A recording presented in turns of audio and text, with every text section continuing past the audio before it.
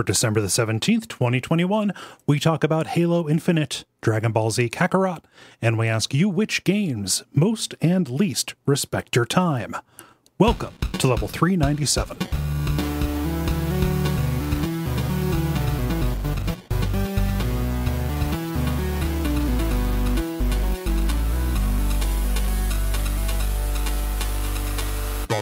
My name is Kole Ross. I'm Dennis Furia.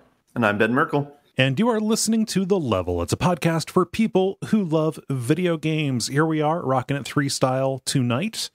This I always want to say when we do a 3 style that it'll probably be a quick one, but I've been disproven in the past. Filthy lies. I think Mikol Jala is the speedrun podcast. Yes. So yeah, it'll be a medium length is my prediction. It'll be it's the podcast you most medium expect. When I think of this podcast, I think of mediums. So. Yeah, so I'm gonna put us at about between an hour 30 and an hour 45. Let's say that's my prediction. Now I'm motivated to just mess with you. Oh, of course. Yeah. In which direction? If I told you, it wouldn't be messing with you. I guess we'll find out. Huh? Played shit. Oh my gosh. Yeah. Yeah. So I'm trying to figure out what to do here. Hey, if you're listening to this, watch Duck Stream. As you're hearing this, it'll be tonight. The West Coast folks are going to be starting at 9 p.m. Eastern on December the 17th. Then we're going for 48 hours after that through to Sunday night at 9 p.m., finishing it up there. Streaming games to support the Transactive Gender Project.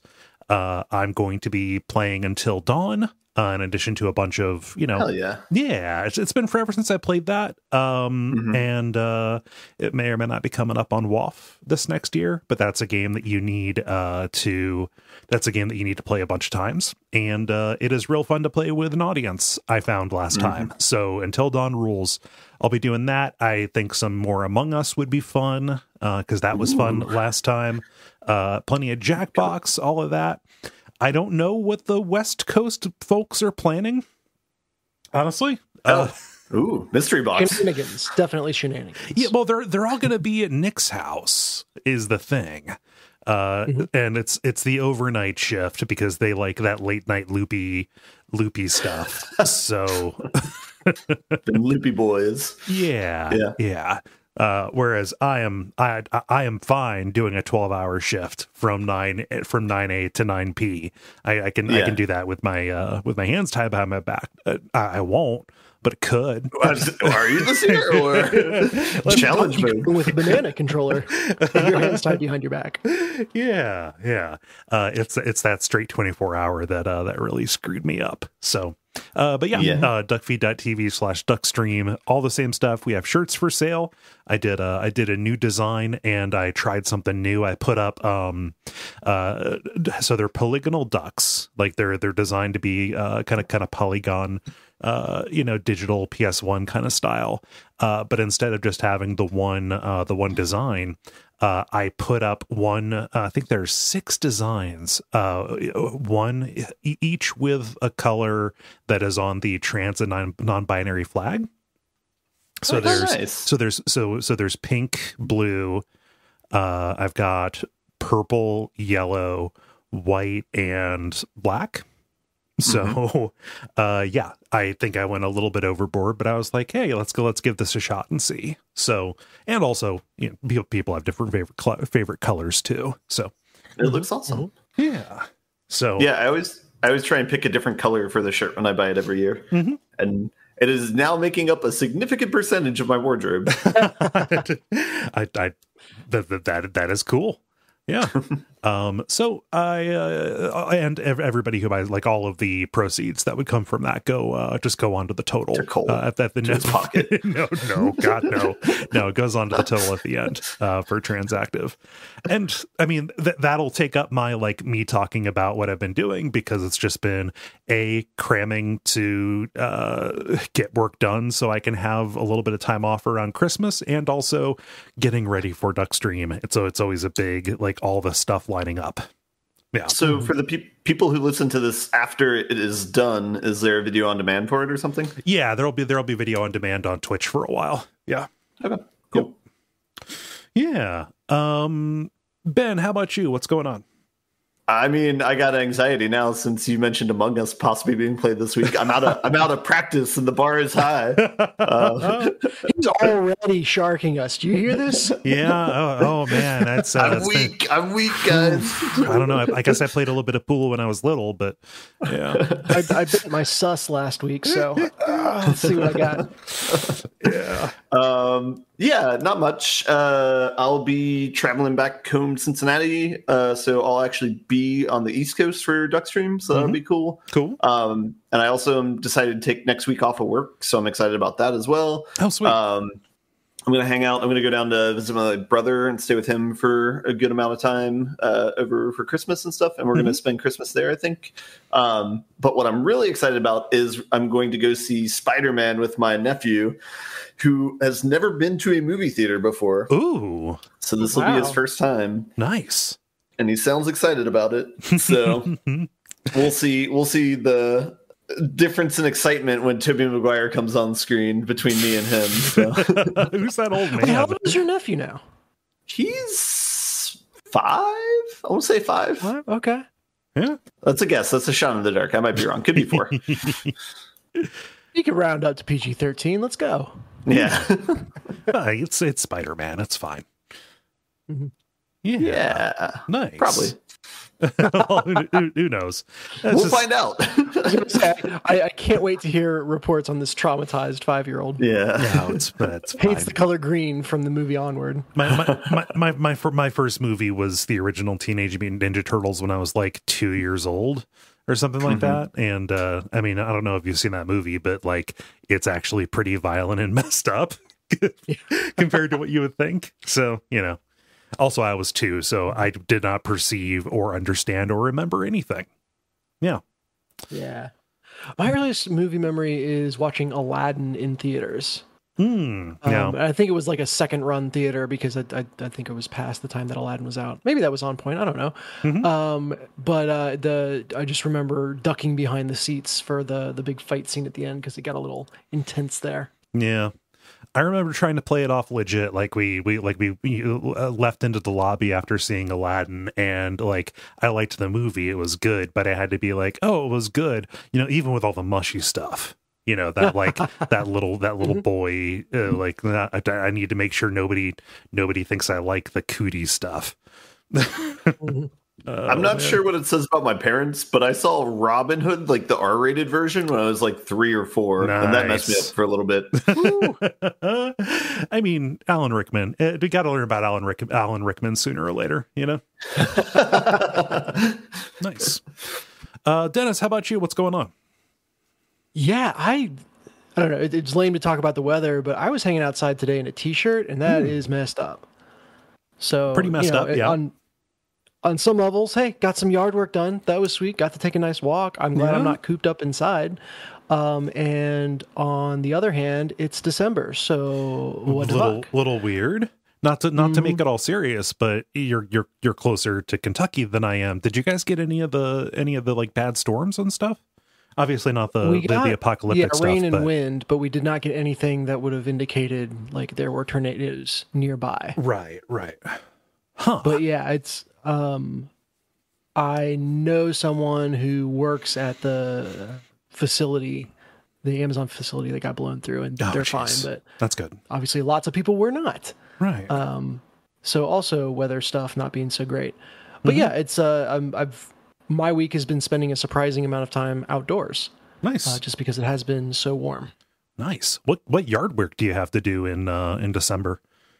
Oh man, so we have a pin oak in our front yard that is a real piece of work, and out of spite hangs on to its leaves until like December, January. Ugh. And then it will drop them all at once. So you got to do the yard work for the other trees and do all the leaf raking and mowing and all that stuff. And then this one's like, now it's my turn. Yeah, I'm going to drop these leaves just in time for 6 inches of snow to be dropped on it to not. Oh yes, yeah. There are years where that's absolutely happened, and then you wind up raking leaves in the spring. Right, and it's all like, it's March, and I'm raking. This is messed up. It's all matted down. Yeah. Yeah. So that was our tree that is obstinate doing its thing. Yeah. Could you poison the tree just a little? I could try. I don't know if that would get the leaves to fall off earlier or later is the thing. Yeah. I don't know. It depends. Is there a mischievous dryad anywhere nearby? Yeah. That might be what it is. That's Maybe. Yeah. I'll do a ritual to get the leaves to drop at a normal time. It's a hipster tree. It can't be like everyone else. No. It's gotta stick around long after it's worn out its welcome. Yeah. Huh. That's cool. I think that we should do the rest of the show. What with the grind, the multiplayer, and the end boss, and we can get started with the grind. The grind, where we talk about the games we've been playing over the past period of time or so. Who's played something new? I have. Ben, you go. Okay, but I'll talk about the things that aren't new first. Okay. The old bait and switch. So I'll just get them out of the way. Gloomhaven, continue to play that with two of my groups. It's still fun. I'm trying the strategy in 2 different campaigns for getting the evil character. It seems to be working in both campaigns. Had a moment of greed in one of my games where I tried to farm 1 more XP and it costed us the mission. Oh no! They didn't see me reject the 1 card to try and draw the other card, and so it burned 1. But if I would have kept 1, I would have had 2 bottom attacks, so I would have probably killed a person, whereas I didn't. Okay, the path that I chose. So that was sad times, but I'm pretty sure they don't listen to this podcast, so I think my secret is safe. Okay, you didn't own up to it right away. I kept that to myself. Yes, it was quite unfortunate. I mean, the odds were on my side. All right. Okay. I drew the null card from my deck, and that's like a 1 in 20. So I trust your strategy. Bringing it up on this podcast is the behavior of someone who's at peace with their actions. Totally. Yeah. I mean, this is kind of like my confessional. So you guys are the game priest here. Actually, I'm going to add some people to the call. Oh no! Or wait, now it's like Maury's show. It's not like a confessional at all. Nightmare mode. You just hear the Discord. But yeah, those are still fun. I'm still enjoying that. It's like playing multiplayer XCOM. So it's a pretty enjoyable experience that hasn't really worn too thin yet. I know there's another group that I want to start another campaign with on that. So I'm hoping my interest lasts and sustains with that as well. I don't wane off of it. All right. Other than that, keep playing Storybook Brawl. Keeps being fun. I think there's going to be a patch coming out this week. I don't know if I'll play it or not before leaving on vacation. So I'll probably talk about that in another 2 or 3 weeks, maybe. The new game that I want to talk about is over the weekend. I haven't played a lot overall, but I went and visited some friends over the weekend, and they had just picked up Halo Infinite. Ah, shit. And so we played some of that together for maybe 6 or 8 hours. So local multiplayer, or? We did the campaign and just kind of traded off and watch one another play it. Because they don't have co-op campaign yet. Sure, yeah. I did not see that. So yeah, I agree with that. Yeah. This works out because I downloaded Halo Infinite. Oh, okay. No, I didn't play it. I won't. I don't honestly know that much story wise, so I won't say anything about that to not spoil anything. But I do want to talk about the format of the game because I thought that was the most interesting change. It's an open world, right? Yeah, it's an open world Halo game, and apparently, and this was a very weird experience because the 2 friends I was visiting, one of them works at Microsoft on the Xbox team, the other one works at 343 Studios as a programmer on Halo. so it was interesting, getting tidbits of one of them was saying they had planned this for a game a while ago, or they were thinking of I don't even know what number Halo we were on because I checked out at 3, but I think it was 1 or 2 games ago they thought about doing this, but then they kind of backed off of it. It seemed too strange of an idea. But yeah, it's an open world game, so it didn't really hit me. Like, you're doing like a regular corridor shooter, shooting aliens, beating them up or whatever, and then at one point it opens up a map and shows like, oh, it's like almost like a Far Cry map, but it looks nicer. It's like, you know, geographic and maybe like Doom, you know, where there's like good dimensionality to it. Mm-hmm. And it's just a bunch of objectives there, and it's like, oh shit, this open world game. Yeah. And you just kind of explore at your leisure, like what you want to do. You know, it's like there's boss battles, there's freeing Marines, things like that. The inside info I got is that the most effective way, and like you can upgrade things. So like, you know, they have like different bases that are like checkpoints that you can unlock, and then if you do that, you can spawn vehicles there.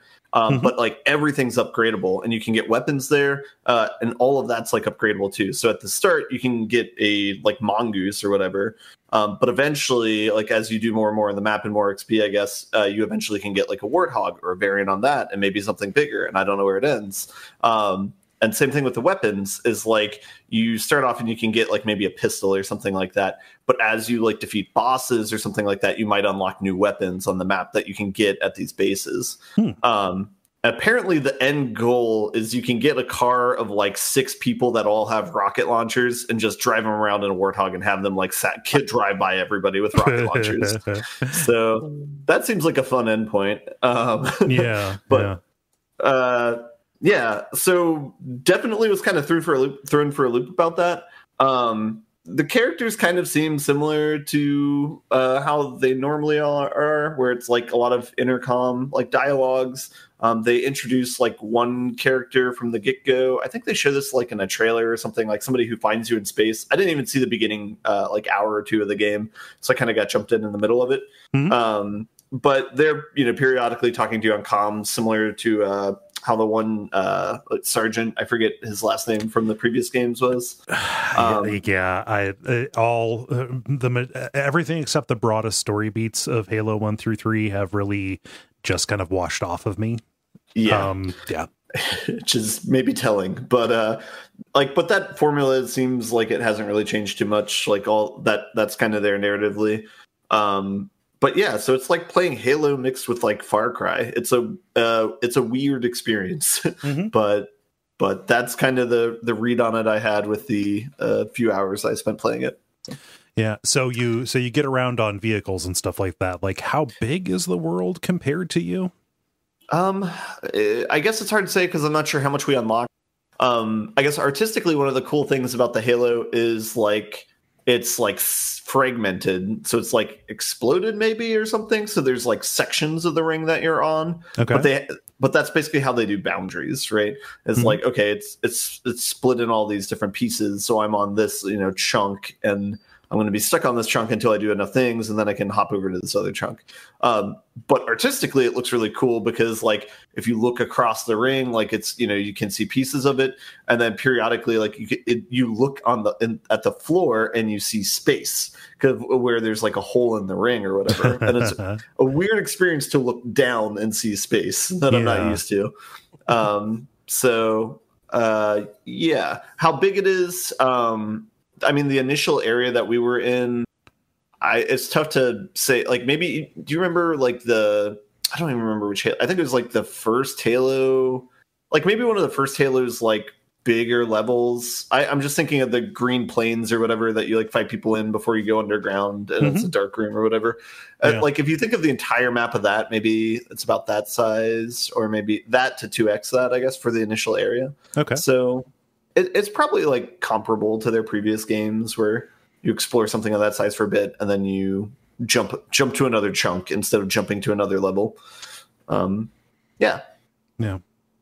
How about the kind of the weapon system? Is it classic Halo? You pick up, you know, and hold 2 weapons that you're just kind of switching back and forth, and like your weapon upgrades carry no matter which instance of that weapon you're holding.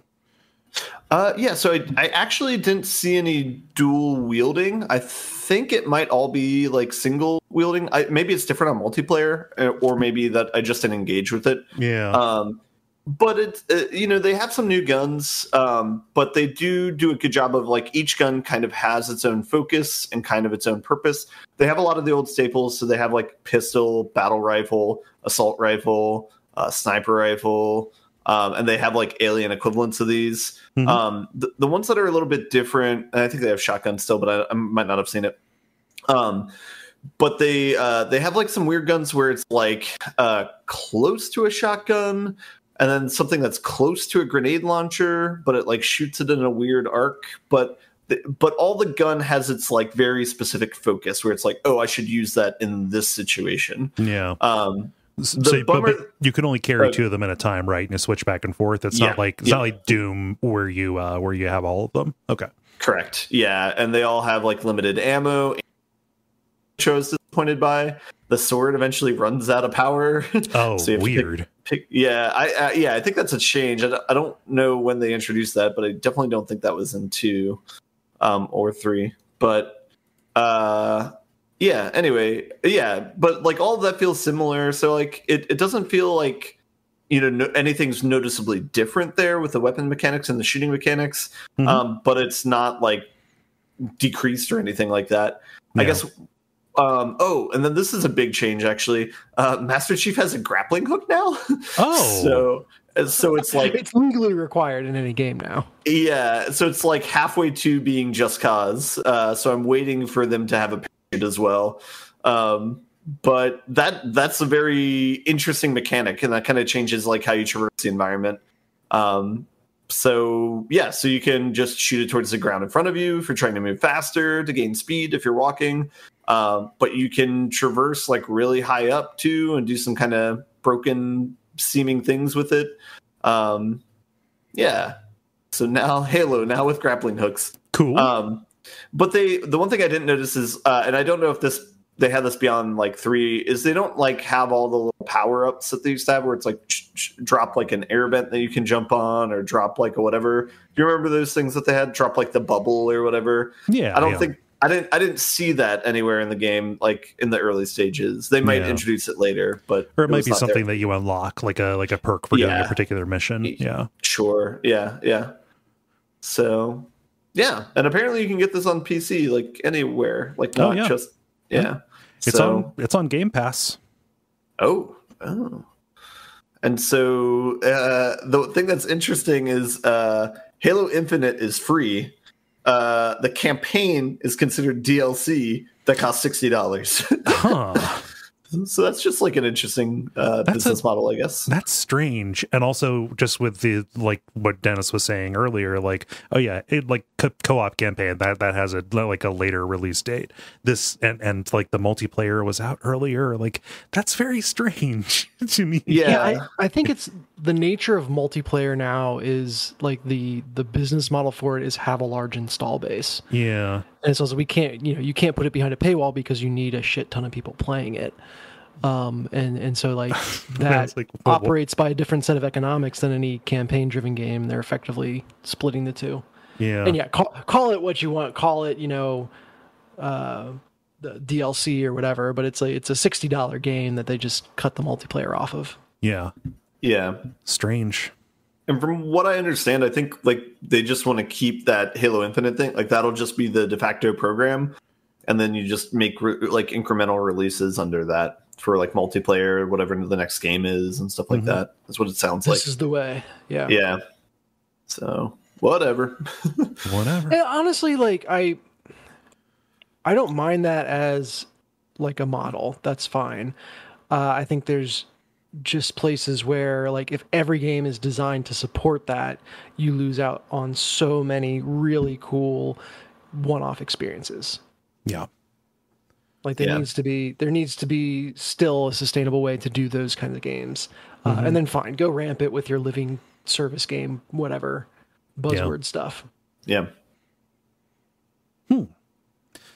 I mean, it looks cool, and I'm hearing good stories about it. And the stuff you're saying, I mean, grappling hook, my ears immediately perk up. They do. Like, I had no idea that was even like a played out thing. Which shows how how in touch I am. But Yeah. Who said it's played out? Well, just I think it was you, Dennis, who said like, oh yeah, just because every game has to have one of those or something like that. It's legally required because it's awesome. Okay, sure, yeah. I can get it. Yeah, no, I can agree with that. Yeah, point me to a bad grappling hook. You can't. There are a couple, like the one in Harley's Humongous Adventure isn't very good. Okay. I mean, the grapple beam in Super Metroid is pretty underwhelming, actually, because it only like locks a particular things. Yeah, the grappling hook in Smash Brothers when it leaves Samus like exposed if he misses, that's pretty bad. Yeah. The grappling hooks in the Tomba games, like you get it, and then immediately they make the platforming just really, really like a lot more frustrating around it. Like there's no real otherwise good. No, they're charming, which gets a lot of people to give it extended a lot of benefit of the doubt. Like it has a unique premise and like a very distinct visual identity. The actual platforming and even just like the quest and side quest design is incredibly tedious. Okay, we're honing in this grappling hook Venn diagram then. There are no bad grappling hooks in good games. How about that? Which consensus? The grappling hook makes or breaks a game is what I'm hearing. Yes. Ooh, now we're getting into cause and effect. Like which side of the correlation is causation, or is it? Oh man, yeah. So Halo Infinite, was that all you had? I mean, in addition to Gloomhaven and those other two staples that I always play. Yeah. Nice. Dennis, how about you? Yeah, so I talked about playing Wild Rift in past weeks and how that's, it's a fun game on mobile, but it's an investment of time, even though it is shortened up from traditional League of Legends. So I was like, you know what I need on my phone? I need like a Slay the Spire like game, just something that's solo and has a fair amount of depth and progression to it, but that I can, hit the lock screen button and pay attention to something else at any point and not feel like I'm disappointing a team of people. Mm-hmm. So I started searching and reading a bunch of lists and looking up stuff, and then just bought Slay the Spire for my phone. Oh, is that on the phone now? It is. Yeah, it's been out for a while. Okay. And it is excellent. It plays exactly the same as the game would on PC. The text is tiny, and there's no cross progression. But apart from that, like I have yet to quote unquote misclick or mistap, I guess. Mm-hmm. Is that what you would call it? Because of the size of things, and so the interface works well. The one thing that I've found that is not replicated in the mobile version is that when you're choosing cards on the PC version, you can check a box to see what the cards are when they're upgraded. Okay. And for someone who doesn't have it all memorized in advance, it's very helpful to kind of think, like, is this one worth taking because it upgrades to something super powerful? Or is the upgrade really nothing to write home about? And does that factor in your decision-making on what to take because you are coming up on a fire to upgrade at or what have you. And I can't find any way to see the upgraded version of a card when making that selection on the mobile game. Oh, wow. So you can't make like a long-term planning decision just based on that sucks. I mean, I've put enough time into Slay the Spire, and Ben, I imagine it the same way where you can kind of either remember or guess what the upgrade is going to be. Yeah, I was going to joke and say it looks like you just have to remember the entire. Yeah. Which for the most part I do, and then there's some cards that just upgrade in a really weird and interesting way that you wouldn't expect, and remembering those when you can't see it is a little tough. But it hasn't jilted me yet. I just don't have the security blanket of being able to see it when I make my choices. Yeah. But apart from that, as far as I can tell, it's the full game. Which is interesting. Like I said, no cross progression. It's interesting to go back to nothing unlocked, not even other characters, and start from scratch. And I'm curious, Ben, have you ever gone back and played like vanilla Slay the Spire, or have you just kept on building on your past achievements? I just have the one, because I imagine it'd be kind of frustrating because you get locked out of some of the strategies at the beginning of the game because you don't have the cards unlocked. Mm-hmm. And that's exactly what I'm finding is there is that ramp of like, oh wait, is this card that I'm thinking might combo well with what I'm taking even unlocked for me right now? And that I can tell, there's no real clear delineation of what cards are in the base set, as it were, versus not. And then obviously there's a lot of relics that aren't unlocked yet, so the experience is definitely simpler. I haven't even unlocked the kind of true final boss of the game yet, because I have beat it with 2 of the main characters, but not the 3rd so far. But it's also like, having spent a good deal of time away from the game, it's not horrible to have an on-ramp back into it. Yeah. Like I have found myself more grateful for the simplicity as I'm getting my footing again than I am frustrated that certain, combos, relics, whatever, aren't in the pool yet. And I think that's because, all told, especially if you're beating the game consistently, you unlock stuff pretty quickly. So I think you ramp back into it before too long. And then it's just all about kind of going up ascension levels. So I've actually appreciated the starting from scratch, because it's a little intimidating to go back to a game that complicated with that many cards when you haven't played in forever. Are you playing with your family at all, or is this just solo dolo? No, not yet, but I have continued to play Pocket Tanks, which I talked about last week. Local co-op on my phone. That's become the de facto, like, if we're killing time at a restaurant or what have you, Pocket Tanks comes out. Nice. I've noticed something really interesting on that note, not to tangent away from Slay the Spire too fast, but I figure we've talked Slay the Spire a lot. But I've noticed something interesting, that my kids do much better playing competitive versus each other than they do co-op with each other. Oh, there's less arguing. Relationally, yeah, it's like, if this is competitive, I know where we stand, and I don't have to worry about someone else pulling me down or me pulling down someone else. That isn't supposed to be, Yeah. Whereas a co-op game, they'll play Minecraft Dungeons together, or any one of a number of things. Yeah. They will just be furious because one wants to go one direction, one wants to go the other. They're both stubborn, and so they keep on walking until like the game forces them back together and all that. So it's really funny that the more directly in conflict they are, the better they get along. That makes sense, actually. Like, I remember back in the day, like, even just on the playing Sega, like Mortal Kombat, it like started way fewer fights. Got just the bitter fights over like playing the Teenage Mutant Ninja Turtles game Hyperstone Heist. Sure. Like, just like, you're supposed to get the guys on the left and I'm supposed to get the guys on the right. Anything that goes bad, you can blame on the other. And that lines up. Yeah. Yeah. But they've also reached the point of turning a competitive game into a co-op game, which was fun. So Super Smash Bros. Ultimate has a stage, I believe it is Solid Snake's stage, where you're kind of in a prison compound, and then mechs come in and kind of break it apart while you're playing. And they realized early on that if you punch the walls on either side, you can break them down and open up like side arena stuff. And so they're fighting, and then they're like, oh, right, this is that stage. All right, you go get that wall, I'll go get that wall. And then they spent the rest of the fight just breaking down the walls. just setting up your own little goals. Yeah, so who knew Smash is a sandbox game?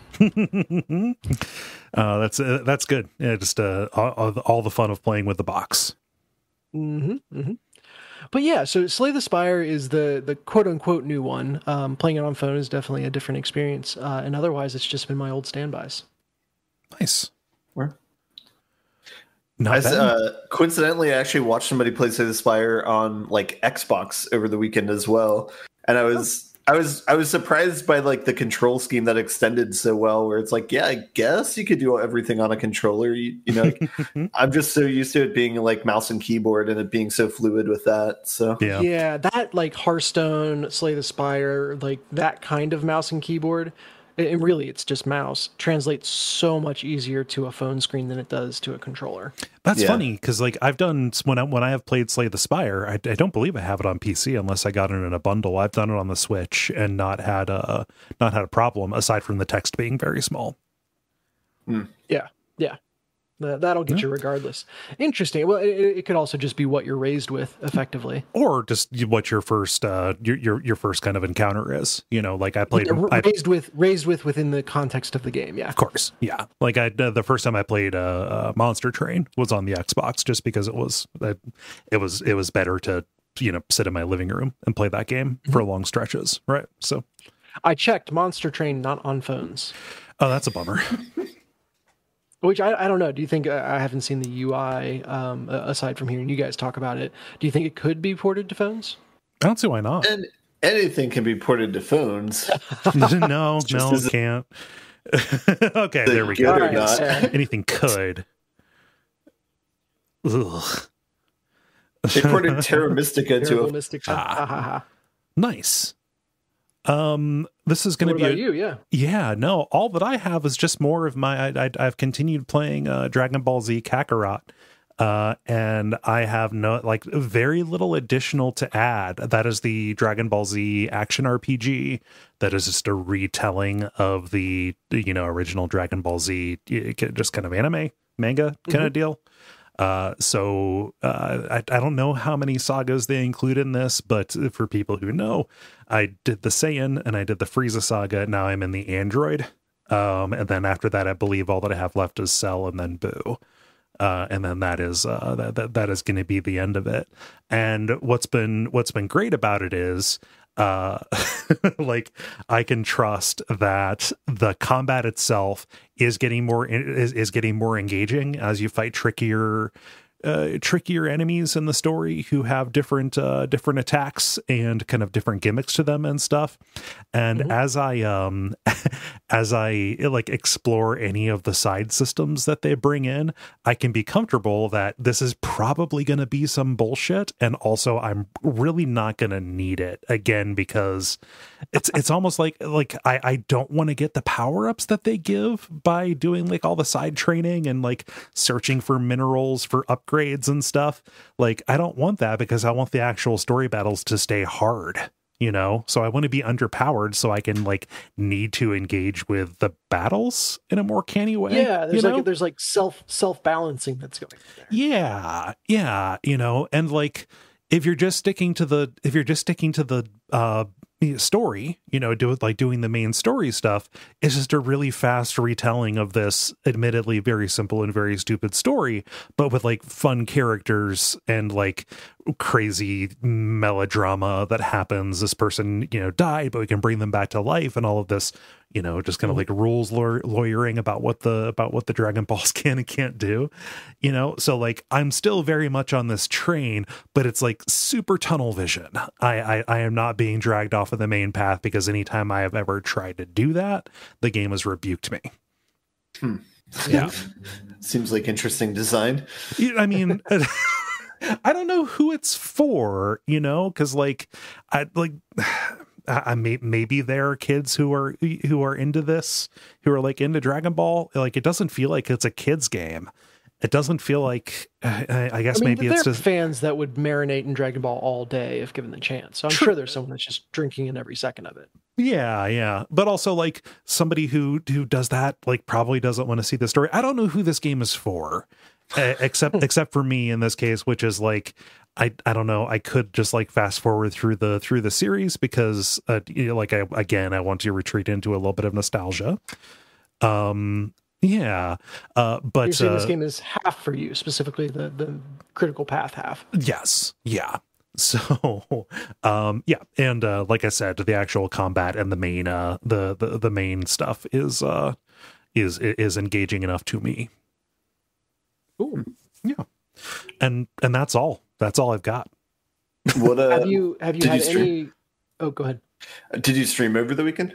No. I needed to take that time for myself to get ready for Duckstream stuff. I spent a lot of that time working on art for the event. Yeah. Cool. Dennis, you were going to ask a question? Yeah. Have there been any levels or segments that called back episodes that you then wanted to go look up? Like, oh yeah, this fight was super cool. I should watch that again. No. I don't feel the need to watch because I got the I got the like broad strokes of it. Like it was enough to be reminded of it. Yes, and like when I was in 5th grade, and it was just like it was exciting enough to come home because like very little today mirrors that, but it's like it aired every single day. It was 22 minutes of content, and like a lot of it was filler. So like going back to like a particular fight, it would be like one fight that was stretched out across like 3 days, and you would come in and like it's just a lot of big energy attacks and like screaming at each other. The game itself, like you get a sense of their gimmick and like their personality or whatever, but like what would have been stretched out over all of that, just like wildly bloated kind of storytelling is condensed into maybe a couple of fights with different like different characters going up against this enemy. I feel your pain on that side. I mentioned I'm watching Naruto with the kids. Yeah. We're 15 episodes in, and there's already a clip show. Oh, fun. There's already an episode that it was like recapping the entire story to this point. Like, really? Yeah. It's strange. And then the second half of that episode was exactly what you were describing, just screaming at each other about how there's going to be a fight. So... And I'm starting to notice in the character, like I love Naruto's character designs. It was one of the things that was always fun as I was watching it the first time, and now I'm realizing how many characters have their mouths covered in one way or another, so you can save on animation.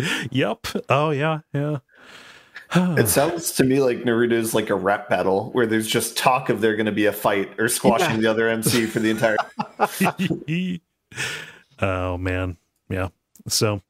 I don't know. I probably have. It's been nice to play this for like a half an hour before going to bed.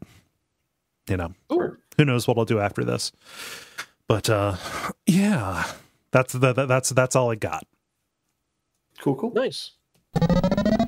Multiplayer. Now it is time for the multiplayer, where we ask you a question and then you answer it. Dennis, what is the question that you ask the nice people?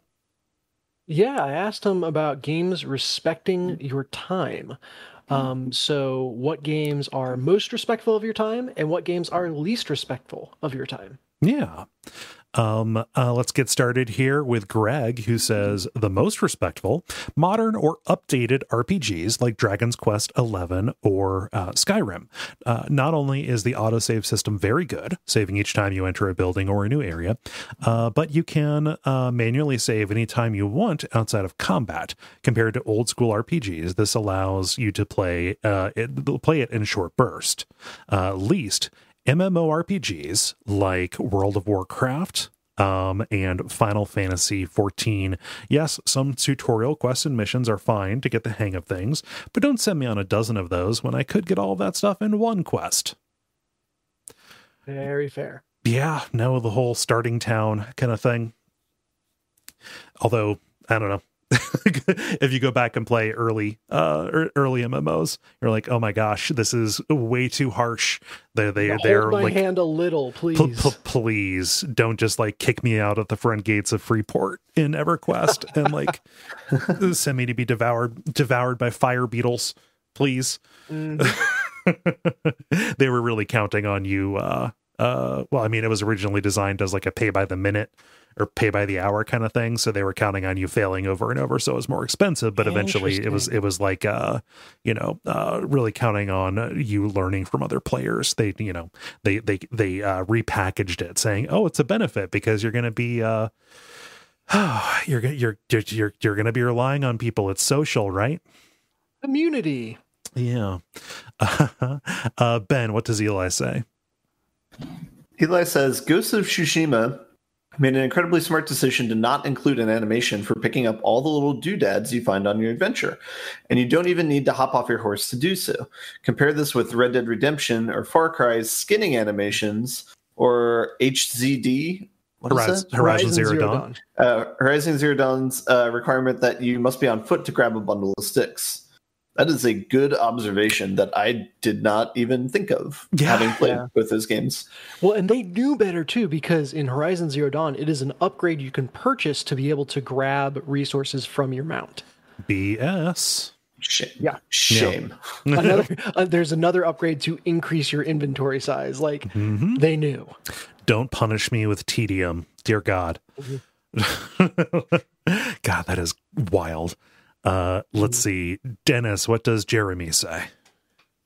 Jeremy says, not being specific, any game that doesn't let you skip a cutscene, and specifically when it's a cutscene during or before a boss fight. If you're going to die a lot or even just a couple times, it's always very annoying.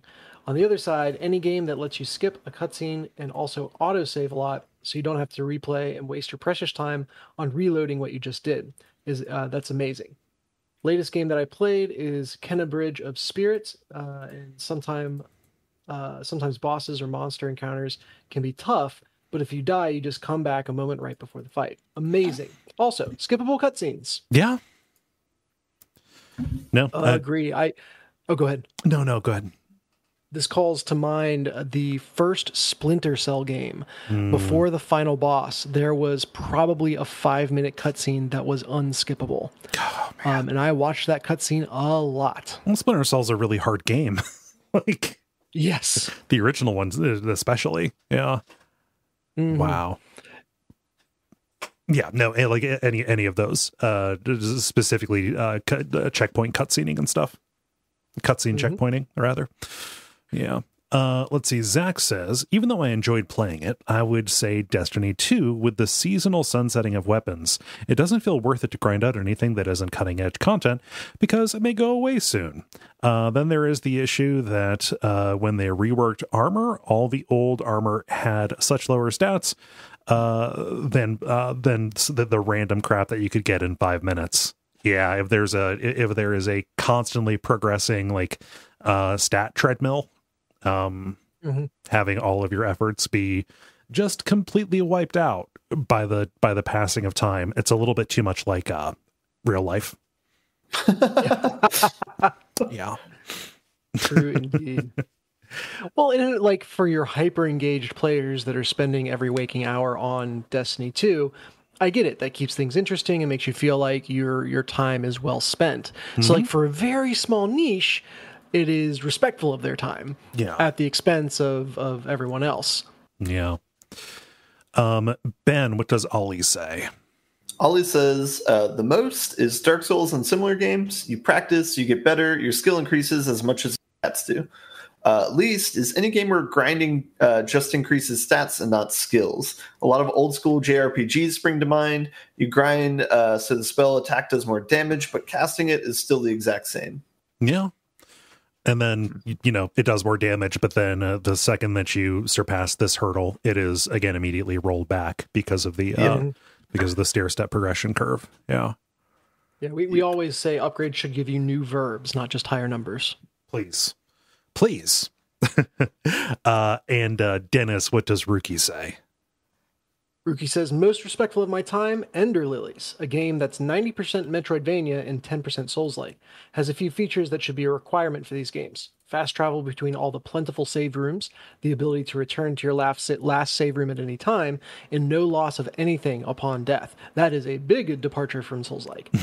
Dying, that's my comment, dying just warps you back to the last save room you passed. These changes make it feel like you're always progressing because you're never backtracking unless you want to. Least respectful is Death Stranding. The game's main mechanic is time disrespect. And everything you unlock just lowers the time disrespect level. But it somehow still works, and I don't know why. That's hilarious. An excellent description of Death Stranding. Yeah. God, I want to play that. I inexplicably, just because I have so much other stuff to play, but like, Death Stranding has kind of been in my mind. I kind of want to like dip back into that a little bit. I'm not going to, because that would be insane. But like, I don't know, that game has stuck with me longer than I expected it to. It's something truly original, right? Like nothing was quite like it. It just takes the first thing that you would program in a game and say, stop here, but let's go deeper. The combat in it was fun too. I liked the boss encounters and stuff. Yeah. So for me, I mean, like a lot of like the least the least respectful stuff, I think has been covered, and like things that we hammer on in Watch Out for Fireballs, bad checkpointing, animation friction, things like that, unskippable cutscenes. It's really bad to go back to an earlier generation where cutscenes were either unskippable or unpausable. Both of those are really equally bad to a certain degree, but as far as like good, I'm gonna again play with the box on this one a little bit. Instead of saying like a specific game, I'm going to just like name a system or like a whole kind of system, but like a portable system that you can just put to sleep, without having to do the whole like start up and run down kind of deal. Like, before I hopped on here, I was playing Dragon Ball Z, right? I was playing on my Switch, and I saw, it's 8:23. We record at 8:30. I need to pour myself some water, and I need to sit down and make sure my story is posted and all that. And all that I had to do was press one button, and when I'm done, and when I get the cats played with to tire them down, I'm going to lay back down on my bed, and I'm going to press the button, and it's going to be right back there. It literally just fits in with whatever my life is. This was the huge thing, like with the DS, where you could just close it and it would go to sleep. This is a huge thing with the PS Vita as well. And it is one of the main reasons why, if given the choice to play a game either on like a full console or a PC or on the Switch, like I will take a suboptimal experience, either graphically or even to a certain extent interface wise. I will take that hit in order to have the ability to pop in and pop out as needs to happen, right? Totally. I mean, with consoles, even that came about with the PS3 and Xbox 360 generation, I believe. And I'd be very curious to see where in the rise of smartphones as a thing that fit in as well, because I feel like that is when it became the expectation of anyone interacting with a machine that I can just kind of pause this in any state and go do something else. That is the main bullet point feature of the Xbox Series X and the Xbox Series S, I believe, is the instant resume that you can do. Yeah. So, I mean, just to like at a system level, building that in, reducing the friction to start up and start up and stop. Is incredibly necessary because, again, I need to be able to fit the game into my life, and that is the easiest way to do it. Ben. I'll allow that creative answer. Okay. Ben, how about you? All right, so I'm going to say any John Blow game, since he's the first person I heard of like mentioning this as a priority in like game design, is like respecting the player's time and like that being a bullet point of the games that he's made. No repetition. Yep. Yeah, and then the least, I think the easy answer is saying like an MMO type game or whatever that requires like a lot of hours to grind and stuff like that. But I think even beyond that, the answer I want to specifically say is games like Rust, where it's not only do you need to invest a lot of time, but they make it in real time. So they're saying, no, this is more important than whatever you're doing in your actual life. No matter where you're at, somebody could be ruining all of your works. And the fact that like you can hook up cell phone alarms to that too, so that it can like be like, no, I'm gonna page you. I'm gonna page you in real life and say, hey, you need to be here. I think that's like a special circle of game hell. I mean, like where that belongs. That's way too similar. Dude, get a pet. That's way too similar to your actual job. Yeah. Oh my gosh. Dennis, how about you? Yeah, disrespectful. I would say it's a growing trend of games that are cross-play but not cross-progression. Okay. And I find that really, really frustrating. The last one that really stuck out in my mind was Knockout City, which I was really high on for a while, but I wanted to play it on PS4 I think I wanted it up on the big screen instead of just my monitor. And I couldn't get that. I had to buy the game again. And even though I could play with people on the PS4, I didn't have any unlocks. I didn't, allowed into the work that I'd put in on PC.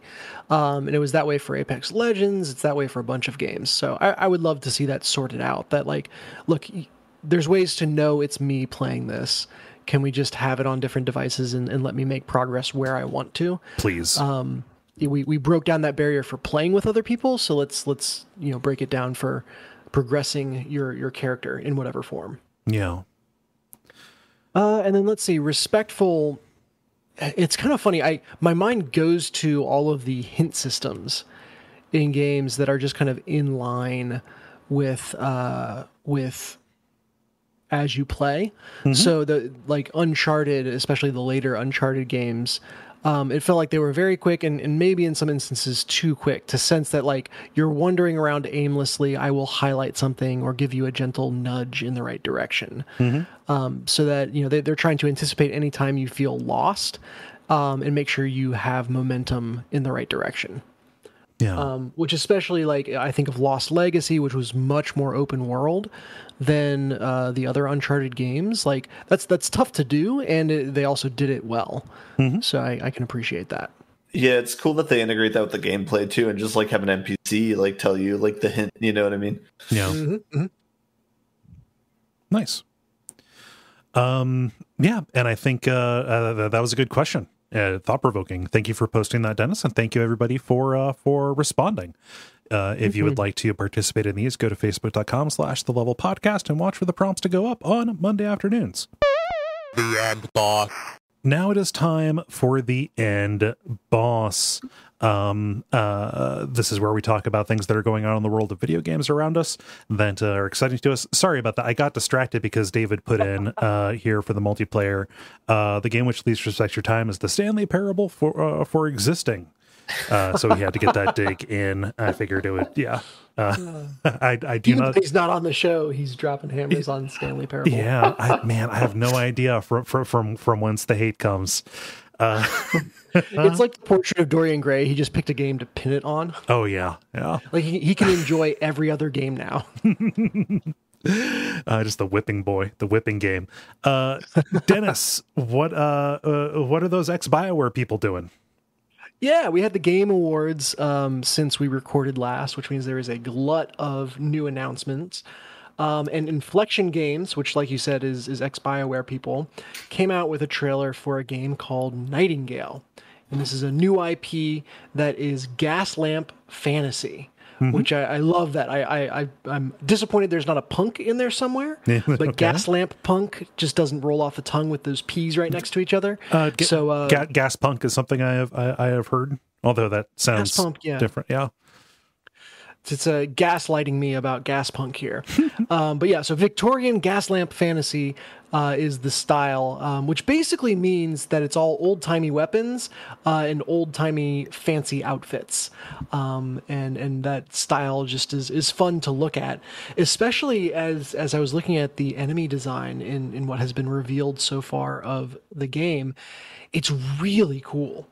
And it's all creatures that are at the same time familiar, and then some stuff that just doesn't really have analogs or has an interesting twist on it. So my favorite from early in the trailer is there are these like weird dragony looking kind of things that have human faces, but then they like roar at you and you realize the human face was just like a decoy, a anglerfish like light to lure you in, and the actual like mouth is under the face, which is just like it's super cool. And I don't know where that came from, but I haven't seen a reference for it.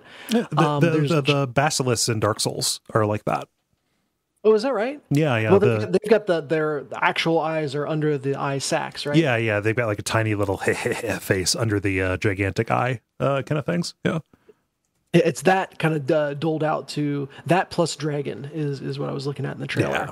Yeah. A fawn character that talks to you has like really cool gold-plated stuff all over them. There's just straight up giants on a scale that I haven't really seen games do. Like even giants in Valheim, as I'm thinking of them, weren't that much bigger in comparison to what Nightingale was seeing.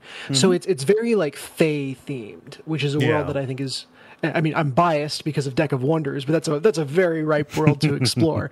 And so it's really cool to kind of see that brought to life through this game. It seems to be kind of a crafting survival game. So I mentioned Valheim, and that was what came to mind again and again. Maybe like Valheim plus a little bit of Monster Hunter.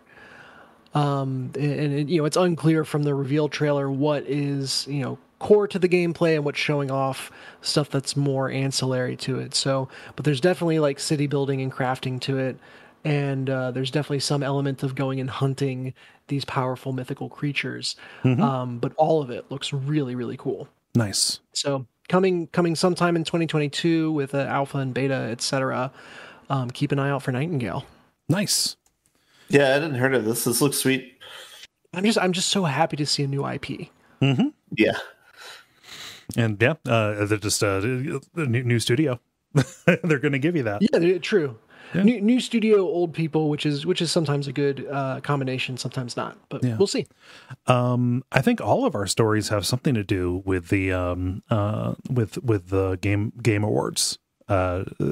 Just the announcements that were made there. Ben, I'll leave it up to you. Which of those you would like to do? I was actually going to just do both and be greedy this week. If that's fine. Okay. It's a short app.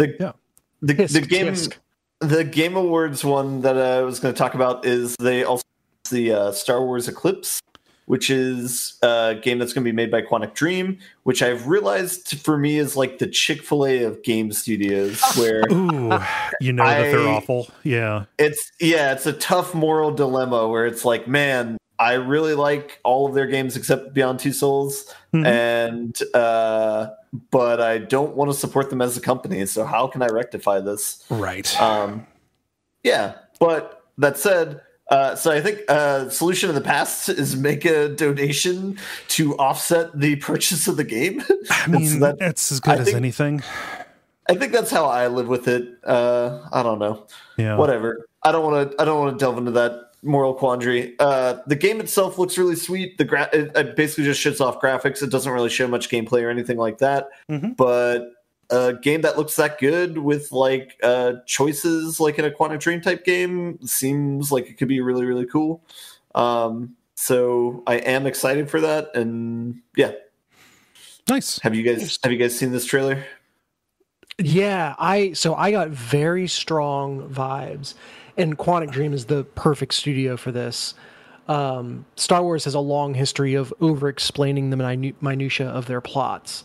And one of the biggest holes that fans are angry about in the movies is this, like, somehow Palpatine returned in the sequel trilogy. And I'm predicting, while I don't think it'll be the story specifically of Palpatine figuring it out, because it's too early in the timeline for that, I think this is going to center on some kind of like resurrection or where that whole process comes from. This game is going to be a giant apology for that plot hole. Yeah. Oh. I mean, that's where they're headed in Mandalorian too, if I recall correctly. Is that right? Patching the movies. Yeah. Bummer. God. Yeah. They should just stay away from those as far as they can. Yeah.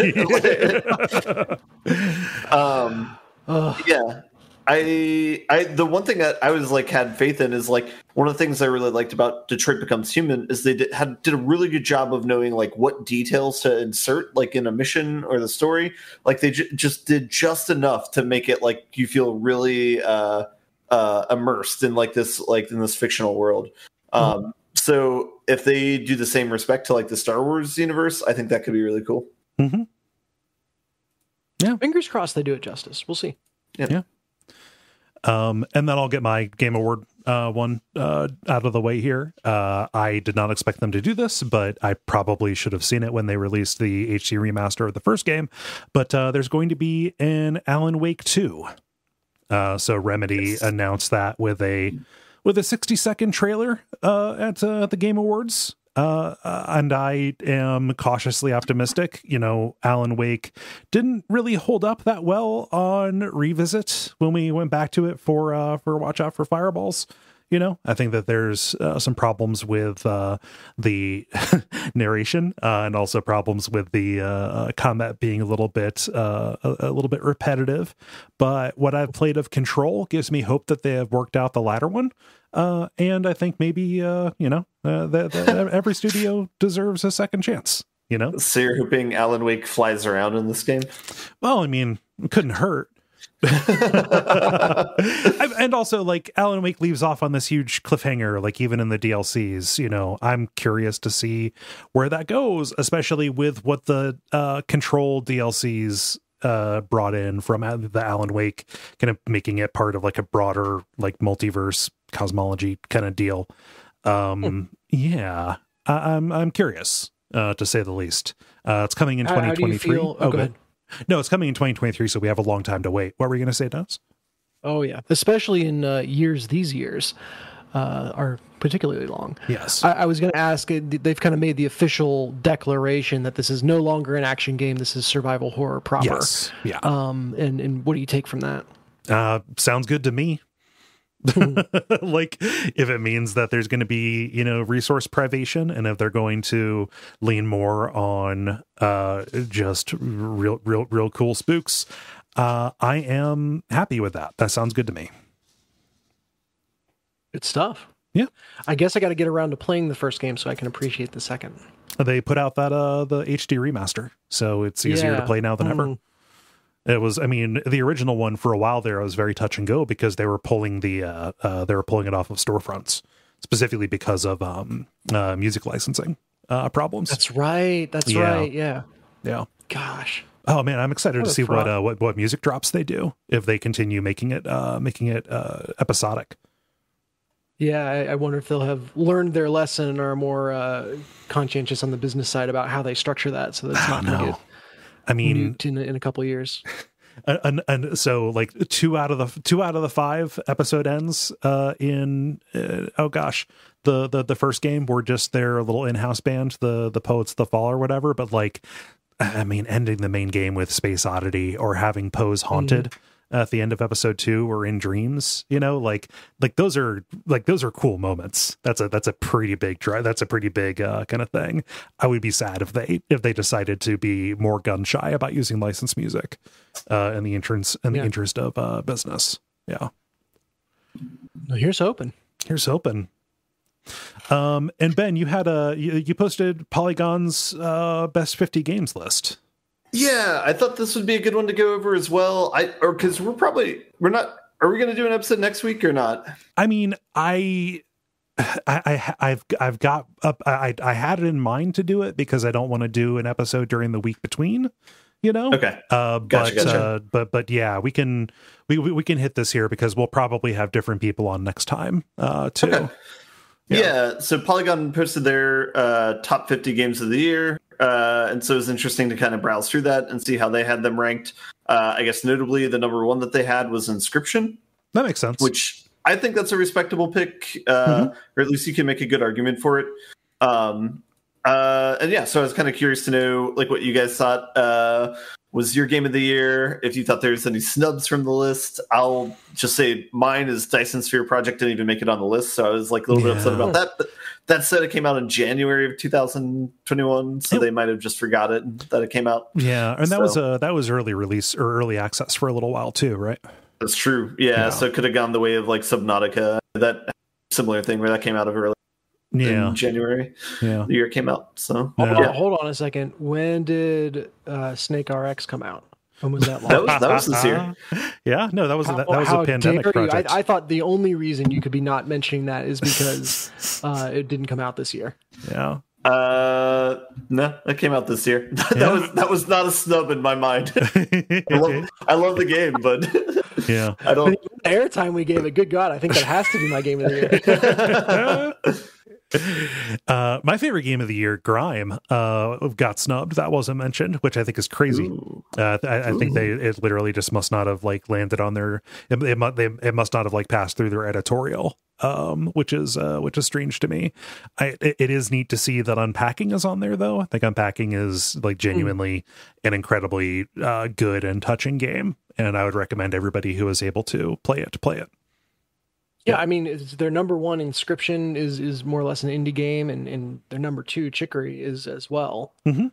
And then you've got a couple, big names Yeah. So I filling think it out. But yeah, I think maybe something else to talk about is this compared to the Game Awards, where I think It Takes Two won Game of the Year, and it's like, nah, Very strange. That feels that I mean, I don't know. I can't see an argument for that, especially given what it is up against, other than just like we're real close with Joseph Fares, as an organization. Yeah, I forgot so about they're that. really in the spirit of the awards, then, that it's all political and who you know. Yep. Yeah. Like That did not take long. Very, very funny. I mean, It Takes Two is a fine game, but like the story is fucking poison. Dog water, yeah. Yeah, and it does sag, kind of in the let's say the third quarter, let's say. Yeah. Oh, another one. Well, I guess, where does this fall on released this year? Splitgate came out. Oh yeah, in the form that I know it this year. right. And that might overshadow Snake RX. Yeah. It's always funny doing this because there was that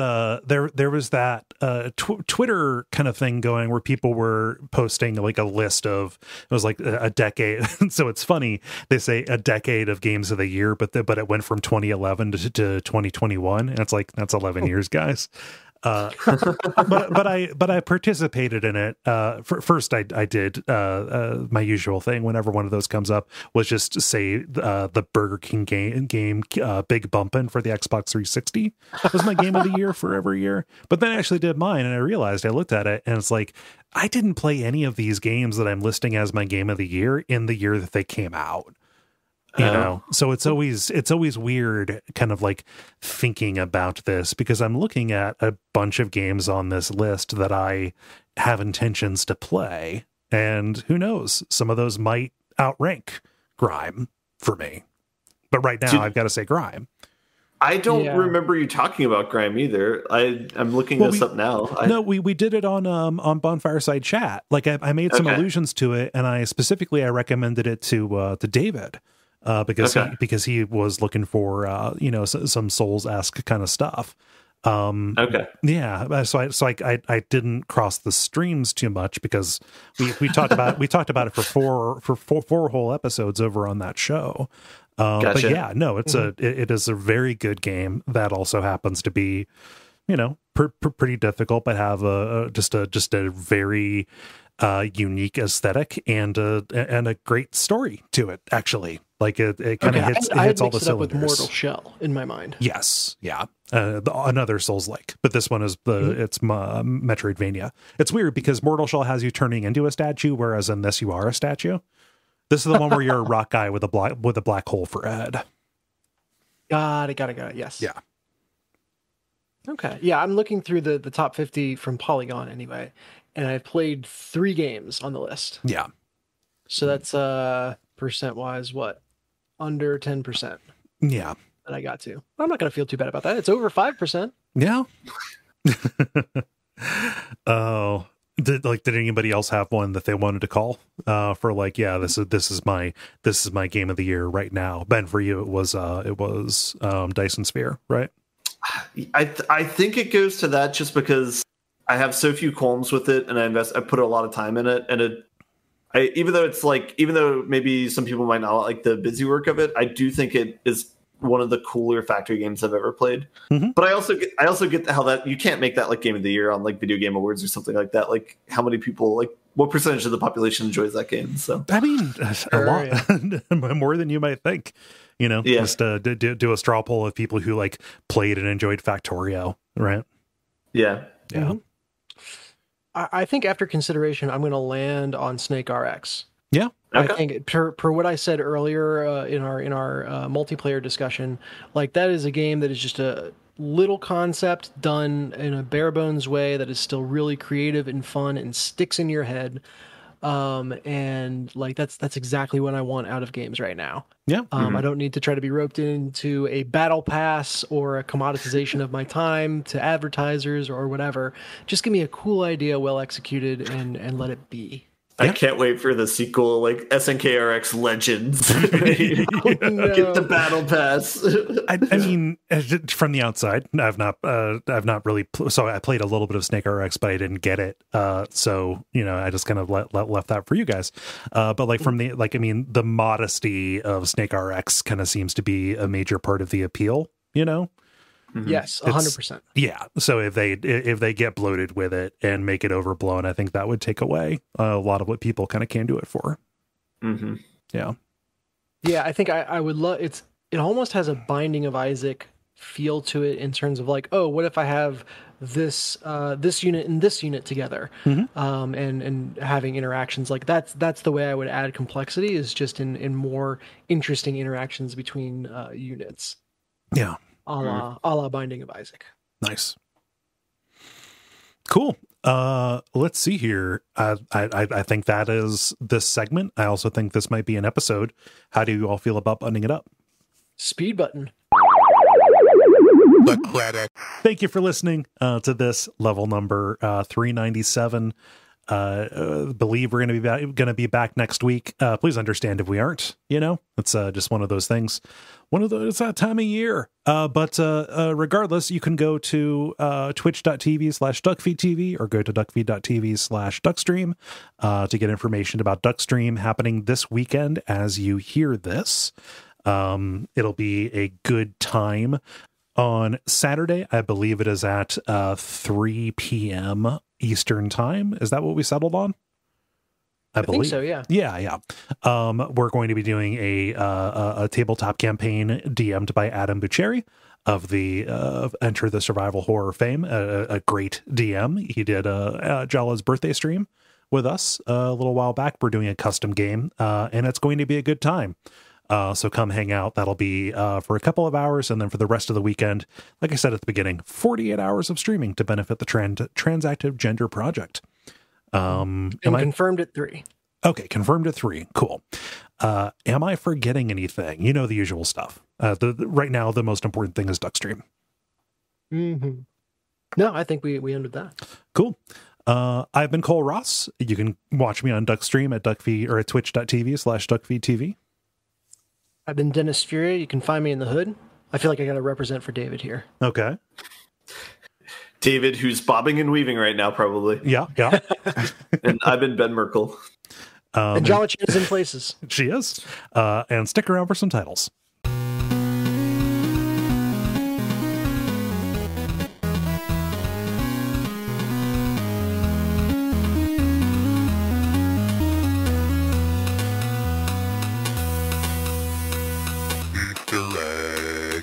I didn't write any down.